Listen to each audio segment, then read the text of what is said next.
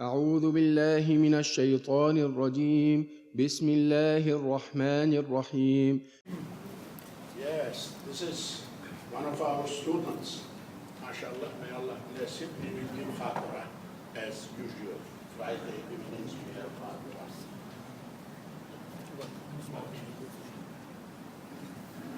Yes,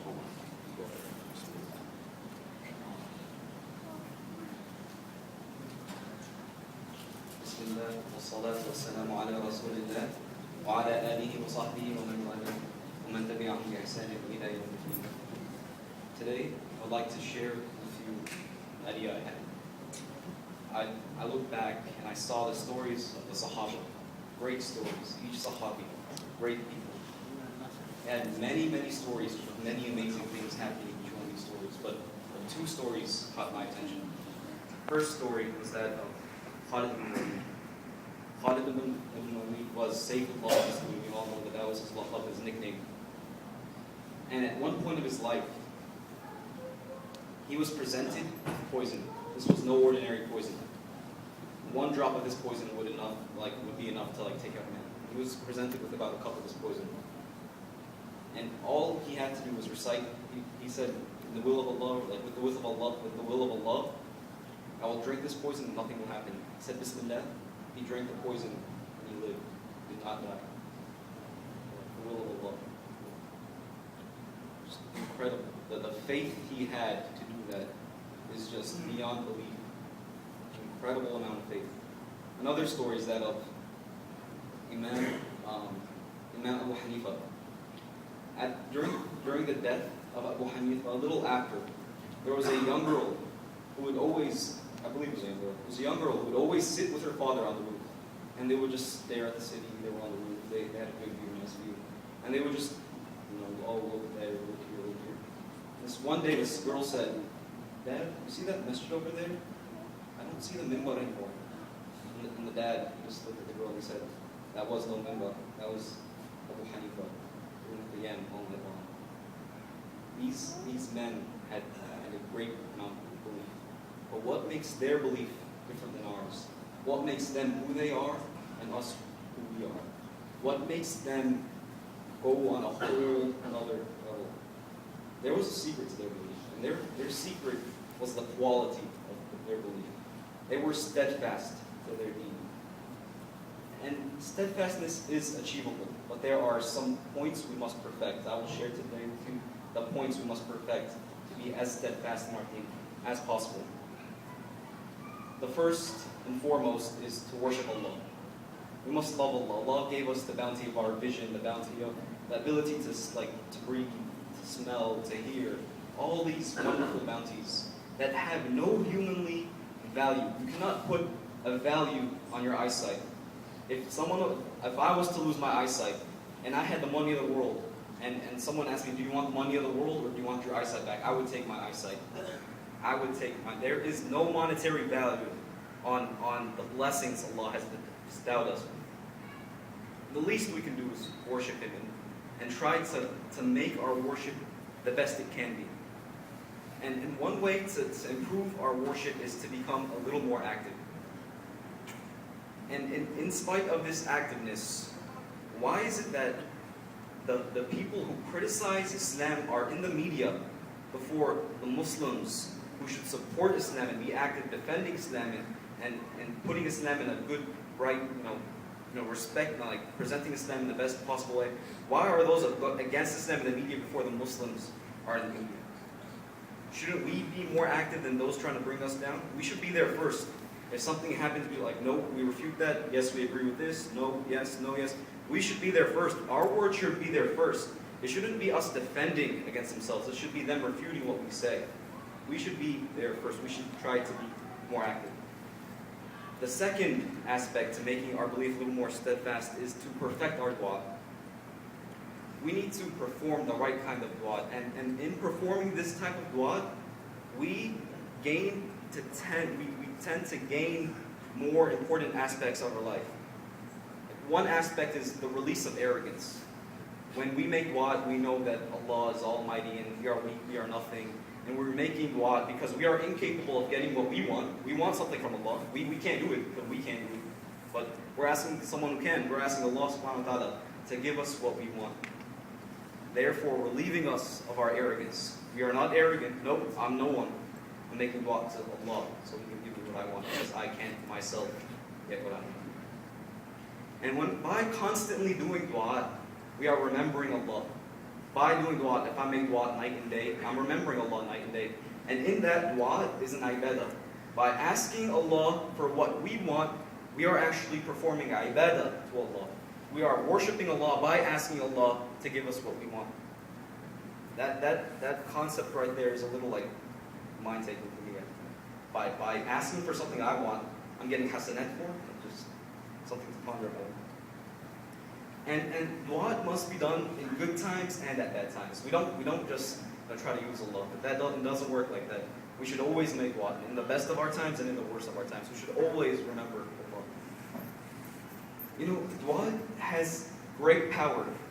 It was the dua of the Prophet ﷺ that split the moon. It was the dua of Musa ﷺ that split the Red Sea. Dua has a great amount of power, but it depends on the person making the dua and how close they are to Allah. Another aspect of making our belief more steadfast is da'wah. We should view humanity, not just our fellow brothers and sisters in Islam, humanity as an extension to ourselves. Each person is a fellow being with the right to live and has the right to do what they do. We should view them as an extension to ourselves. And we should try to give to them what we like for ourselves. In doing that, it doesn't necessarily mean to go preach da'wah, but to be an open source of da'wah. When someone looks at this young boy, or this young girl, or this man, this woman, they know she is a true Muslim. That in itself is da'wah. We don't have to go and tell you should come to Islam, this. They'll think, oh, you're trying to convert me, all that stuff. No. Just by being good Muslims ourselves, we are giving the best form of da'wah. By being an icon of Islam, we are giving our own type of da'wah. And we should also monitor the way we do da'wah. We should make sure if we do da'wah, we do it the right way. Not everyone is a born da'i. Actually, I would say most people who are da'is weren't born da'is. They may have gotten practice to become a da'i. But if we go and envelop in da'wah without knowing like certain aspects to pertain in da'wah, we might not be as efficient as we want to be in da'wah. We might actually push away instead of pull to Islam. We should be very careful when it comes to da'wah. We don't want to push, we want to pull. Another aspect of making our belief more steadfast is to have a purpose to our life. We need to go, my life here is not to make $100,000 a year. It's not to do this, it's not to do that, it's not to be a doctor, it's not to be an engineer. My life is to make this world a better place. A place my kids will grow up in and they will have a good time because this world was good because I tried making it better. If we all try to make the world a better place, the world would be a better place. And I have two quotes here from non-Muslims. First quote was from America's first billionaire, John D. Rockefeller. He said, I can think of nothing less pleasurable than a life devoted to pleasure. A non-Muslim who has America's first billionaire, he has money that has no bounds, thinks that there is nothing less pleasurable than chasing after pleasure.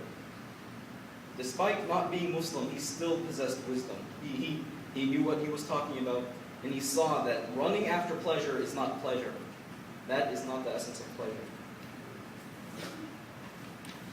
Another quote I found was, not sure who actually said it, I just found it was anonymous, but it went like, the greatest tragedy in life is not death, but life without a reason.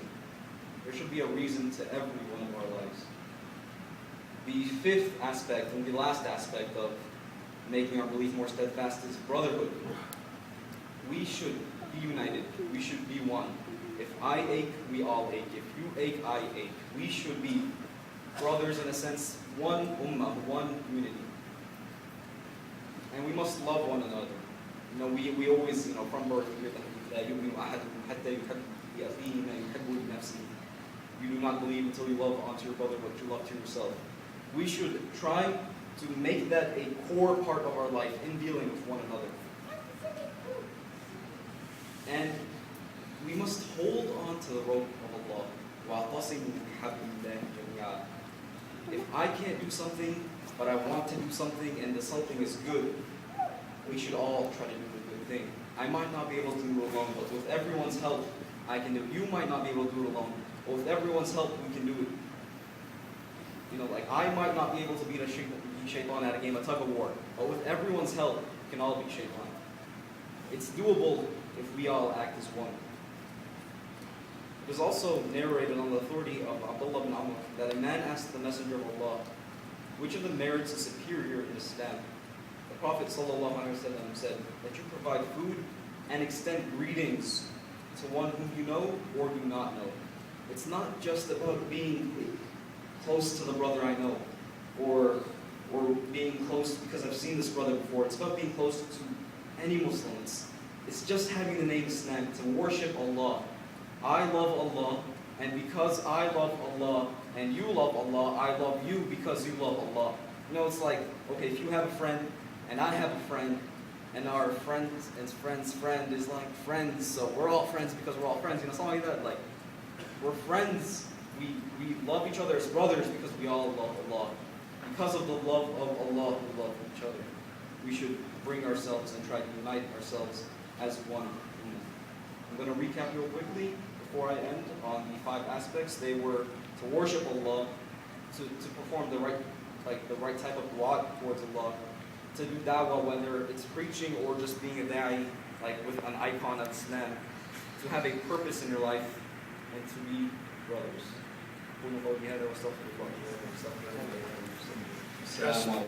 صدق الله العظيم.